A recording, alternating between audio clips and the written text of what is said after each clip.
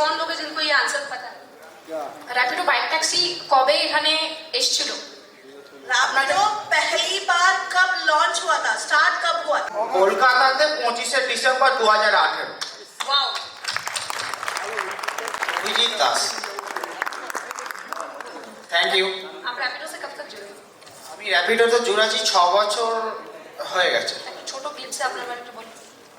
এমনি আমার চাকরি করতাম, চাকরিটা যখন আমার চলে গেছিলো, মানে কোম্পানির সঙ্গে কিছু আমার মিউচুয়াল আন্ডারস্ট্যান্ডিং হয়েছিল, তারপর থেকে আমার বন্ধু র্যাপিডো করছিল, তখন কলকাতা প্রথম লঞ্চ হয়েছিল, তখন থেকেই আমি র্যাপিডো করছি, মানে শুরু থেকেই একদম। তো আমার প্রথম আর্নিংটা একটু কম হতো, এখন খুব ভালোই যাচ্ছে।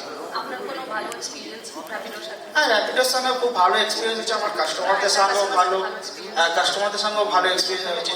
এবার অনেককে কেউ থাকে কি আমাকে আমি এমনি ফ্রিতেও ড্রপ করে দিই, যারা একটু নিডি হয়। অনেকে সার্ভিস করতে আসে, দেখি কুকুরদের রাস্তায় খাবার দিতে আসে কিছু কাস্টমাররা, তাদেরকে আমি এমনি ফ্রি দিয়ে দিই।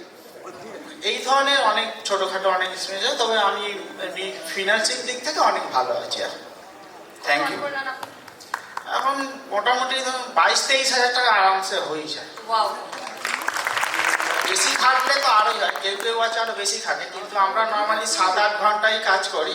7 ঘন্টায় অ্যাকচুয়ালি কত টাকা আর্নিং হচ্ছে? একদিনে 800-900 তো হবেই হবে, মানে তেল ছাড়া 800-900 হবেই হবে। तालियां बजा